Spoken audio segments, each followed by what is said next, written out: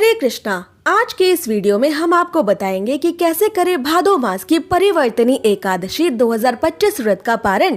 क्या होगा परिवर्तनी एकादशी व्रत को खोलने का सही समय और सही तरीका, क्या होगी परिवर्तनी एकादशी व्रत को खोलने की पूजा विधि, और इस एकादशी व्रत को खोलते समय क्या गलतियां आपको भूल से भी नहीं करनी है। तो ये सब जानना चाहते हैं तो वीडियो अंत तक जरूर देखें। परिवर्तनी एकादशी का व्रत रखकर भगवान श्री हरि विष्णु की विशेष पूजा की जाती है। परिवर्तनी एकादशी का व्रत करने से व्यक्ति के जीवन में धन समृद्धि की वृद्धि होती है और इस जन्म के खत्म होने के बाद ऐसा जीव वैकुंठ लोक को प्राप्त कर लेता है।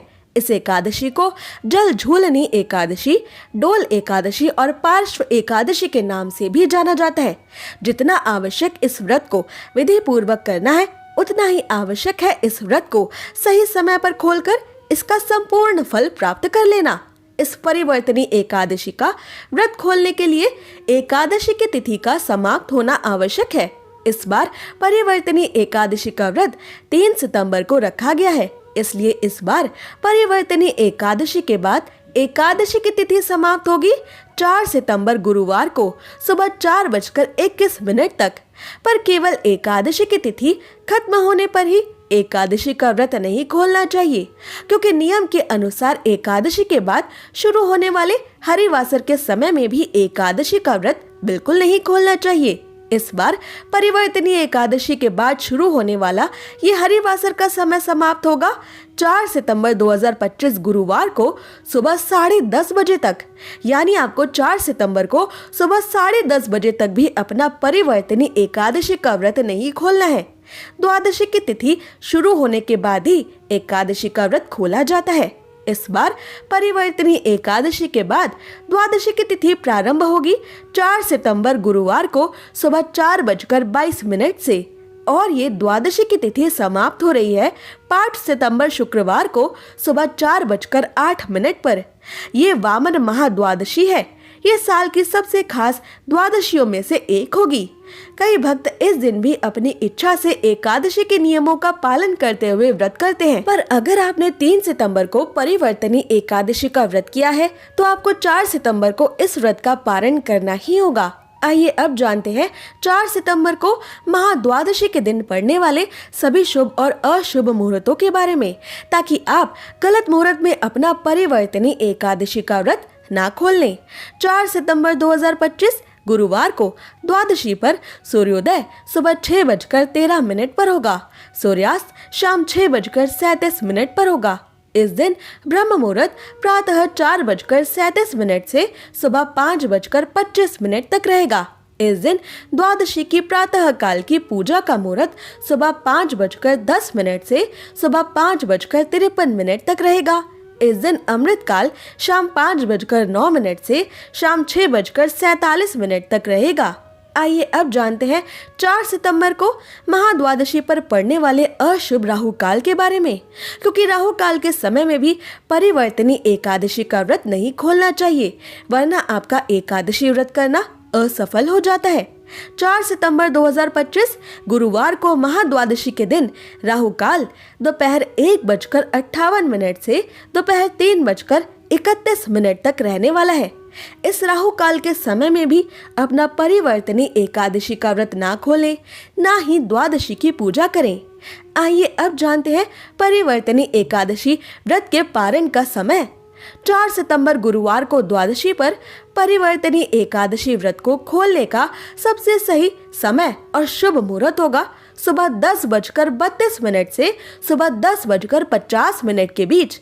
4 सितंबर को इसी छोटे से तय शुभ मुहूर्त में अपना परिवर्तनी एकादशी का व्रत खोलने से आपको परिवर्तनी एकादशी व्रत करने का संपूर्ण फल प्राप्त होगा।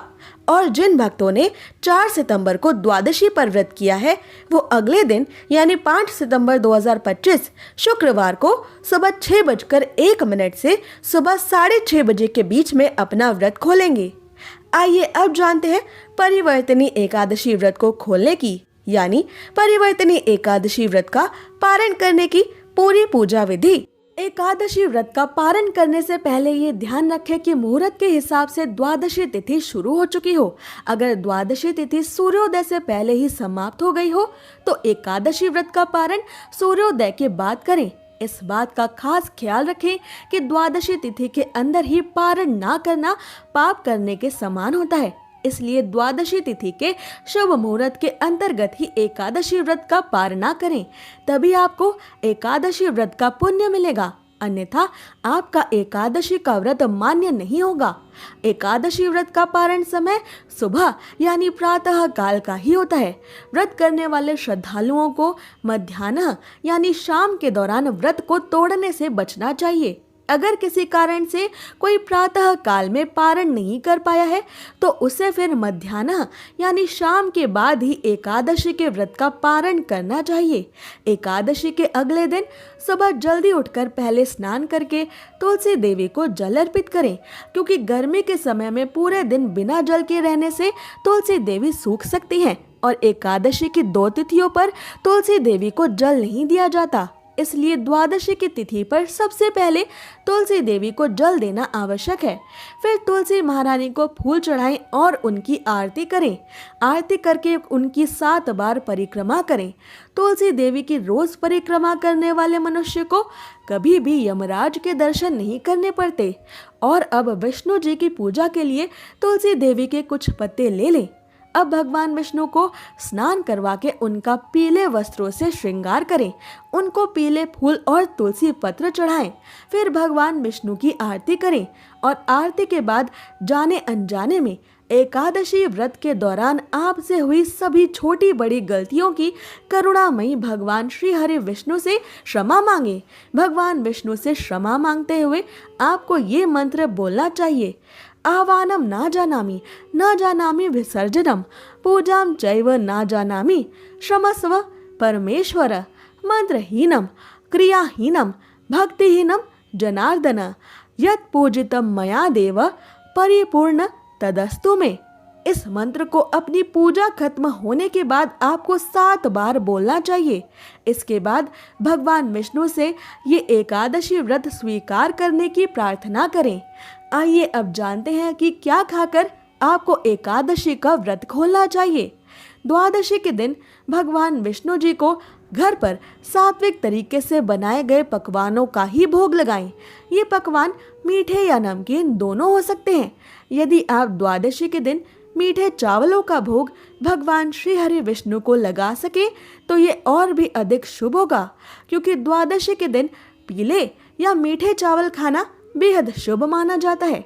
एकादशी के व्रत में चावल खाने पर रोक होती है, इसलिए द्वादशी व्रत को खोलते समय चावल खाकर ही व्रत खोलने का नियम है।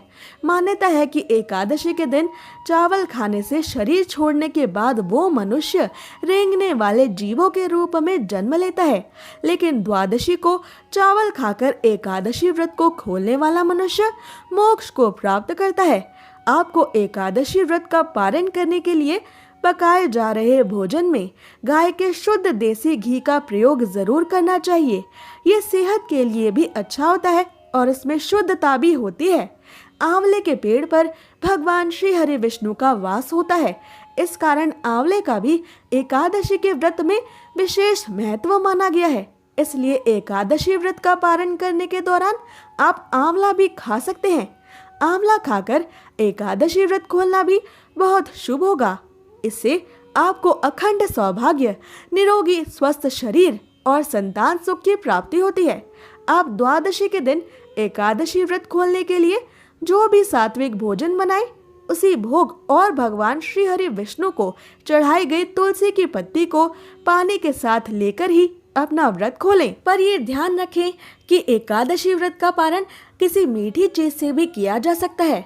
व्रत के पारण के लिए आप भगवान श्री हरि विष्णु को भोग में मिठाई और मौसमी फल भी दे सकते हैं। पारण के भोजन में सेम की सब्जी खाने का भी विशेष महत्व माना जाता है, विशेष तौर पर एकादशी के व्रत में। सेम को कफ और पित्त का नाशक माना गया है। ऐसे में एकादशी व्रत का पारण करते समय सेम को एक अच्छे भोज्य पदार्थ के रूप में देखा और माना जाता है। पारण के दौरान आप सूखे मेवे जैसे कि बादाम, पिस्ता, अखरोट और किशमिश भी खा सकते हैं। इसके अलावा दूध और दूध से बनी मिठाइयाँ या चीज़ें भी एकादशी के व्रत के पारण में खाई जा सकती हैं। ऐसी ही और ज़रूरी जानकारियों और व्रत कथाओं के लिए हमारे चैनल को अवश्य सब्सक्राइब कर लें।